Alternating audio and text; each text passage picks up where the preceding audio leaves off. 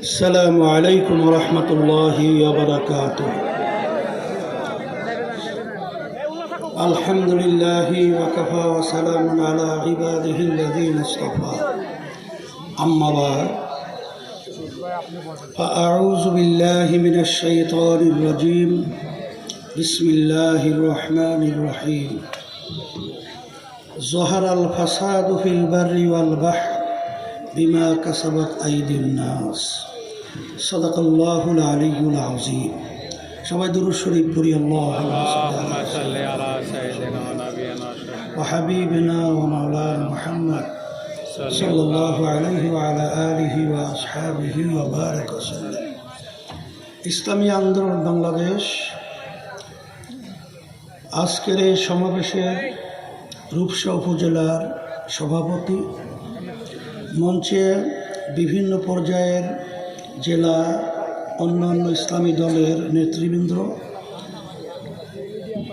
সামনে যারা উপস্থিত রয়েছেন, বিশেষ করে ইসলাম প্রেমিক, দেশপ্রেমিক আমার ভাইরা,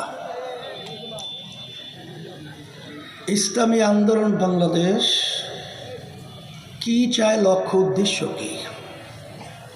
আমাদের লক্ষ্য উদ্দেশ্য হল দুনিয়াতে শান্তি, আখেরাতে মুক্তি। আজকে 53 বছর শেষ হয়ে 54 বছর চলছে আমাদের দেশ স্বাধীন হয়েছে। যাদের মাধ্যমে, যেই নীতি আদর্শের মাধ্যমে দেশ পরিচালিত হয়েছিল, এদের মাধ্যমে আমরা পেয়েছি 5 বারের মতো এই সুন্দর দেশটা এদের পরিচালনায় তাম দুনিয়ার মধ্যে দুর্নীতির দিক থেকে, চোরের দিক থেকে ফার্স্ট হয়েছে। এদের পরিচালনা আমরা পেয়েছি। আমাদের দেশের টাকা উপার্জন করে আমার শ্রমিক ভাইরা, আমার কৃষক বাবারা, আমার ভাইরা বিদেশে থেকে রৌদ্রে চামড়া পরে কালো হয়ে যায়, এই কষ্ট অর্জন করে টাকা পাঠায় বাংলাদেশের রেমিট্যান্স, এর মাধ্যমে দেশ চলে। আর এলেক্ট পারসন ওরা নাম দিয়ে, ওরা ক্ষমতার চেয়ারে বসে আমাদের দেশের টাকা উৎপাদন তো দূরের কথা, আমাদের দেশের টাকা ওরা বিদেশে পাচার করে, বেগম পাড়া তৈরি করে। আপনারা দেখেছেন, কিছুদিন আগে জরিপে এসেছে, সদ্য ভূমিমন্ত্রী তার একার বাড়ির সন্ধান পাওয়া গেল 3টা দেশের মধ্যে 620টার মতো বাড়ি। এদের পরিচালনা আমরা পেয়েছি, দেখেছি হাজার হাজার মায়ের কোলগুলো সন্তান হারা হয়ে গেছে। এদের পরিচালনায় আমরা দেখেছি এদেশে বসে বিদেশিদের গোলামি করে, ওখানে প্রেসক্রিপশন, এখানে বাস্তবায়ন। এক কথায় আমরা স্বাধীনভাবে এ দেশে বসবাস করতে বাস্তবে পারি নাই। যে দিকে তাকাবেন, আমার আব্বাজান রহমাতুল্লাহি আলাইহি বলতেন, আল্লাহ তার দরজা বেহেশতে বলন্দ করে দেয়। আল্লাহ আমিন। যে সারা শরীরে যদি রোগ হয়, ডাক্তার ঔষধ দিবে কোন জায়গায়? এমন একটা সেক্টর নাই, এমন একটা জায়গা নাই যেই জায়গাটায় দুর্নীতিতে জর্জরিত হয় নাই। আজকে কিন্তু বিশ্ব দুর্নীতি বিরোধী দিবস চলছে।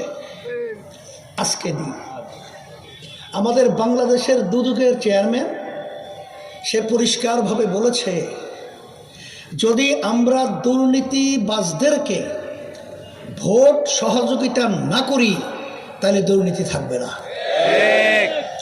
আর যখন আমরা চোরের বিরুদ্ধে, দুর্নীতির বিরুদ্ধে কথা বলি, তখন আমাদের বিরুদ্ধে এমনভাবে খর্গহস্ত, এমনভাবে আমাদের বিরুদ্ধে ওরা অবস্থান তৈরি করে, মনে হয় যেন আমরা কোনো দেশের সন্তানই না। ভালো করে দুর্নীতিবাজরা জেনে রাখো, আমরা এই দেশের মাটিতে জন্মগ্রহণ করেছি। এদেশ আমার, এদেশের ভালো মন্দের সাথে জড়িত আমরা সবাই।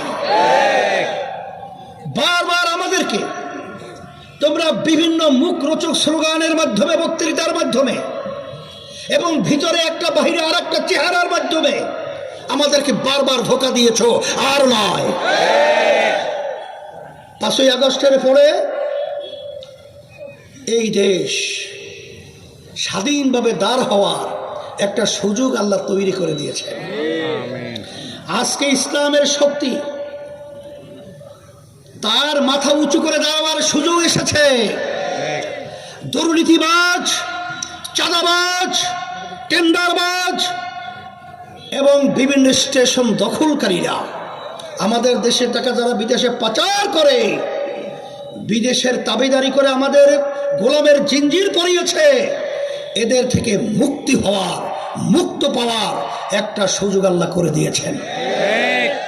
এই সুযোগেও যদি আমরা সুযোগে সদ্ব্যবহার করতে না পারি, আমি বারবার বলে থাকি, আজকেও বলছি, যখন আমাদের ভবিষ্যৎ প্রজন্ম সন্তানগুলো যখন ইতিহাস লিখবে, তখন আমাদেরকে নিয়ে কলঙ্কজনক ইতিহাস রচিত করবে। সেই হিসাবে আমি আপনাদের সামনে যে আয়াত শরীফ তেলাওয়াত করেছি, আল্লাহ রাব্বুল আলামিন বলেছেন, পানিও ভাগে স্থলে ভাগে, যত বিপদ আপদ মুসিবত তোমাদের নিজেদের হাতের কামাই। আমি আমার ভাইদেরকে বলবো, আমি বলতে গেলে বুঝ হওয়ার পর থেকে আমি খুলনা আসি। আমি এই খুলনার মাটি আমি দেখেছি ইসলামের পক্ষের ঘাঁটি। আমি এই খুলনার মানুষদেরকে দেখেছি, তাদের আন্তরিকতা এবং তাদের হৃদ্রতা আমাদেরকে এটা আকর্ষণ করেছে। সেই হিসাবে আমি আপনাদেরকে উদাত্ত আহ্বান জানাবো, 53 বছর আমরা বারবার আমরা বাংলাদেশের জনগণ কয়েকটা দলের কাছে জিম্মি হয়েছিলাম। এই জিম্মি থেকে মুক্তি পাওয়ার জন্যে, এই সুযোগ কাজে লাগাবার জন্যে আপনাদের মাটির সন্তান, যেই সন্তানকে আল্লাহর কুতুব ফজলুল করিম রহমাতুল্লাহি আলাইহি তিনি এজাজত দিয়েছেন আব্বাজানের খলিফা। আপনাদের খুলনার মাটির গৌরব, তিনি ইসলামী আন্দোলন বাংলাদেশে কোনো ছোট দল নয়। আল্লাহর রহমত ইসলামী আন্দোলন বাংলাদেশের কথা যখন শোনেন, তখন কিন্তু চাঁদাবাজরা, দুর্নীতিবাজরা, জালেমরা, খুনিরা, ওদের কলিজার ভিতরে ভয় আগুন থরথর করে জ্বলতে থাকে, ভয় করে জ্বলতে থাকে। সেই ইসলামী আন্দোলন বাংলাদেশের মহাসচিব। আলহামদুলিল্লাহ।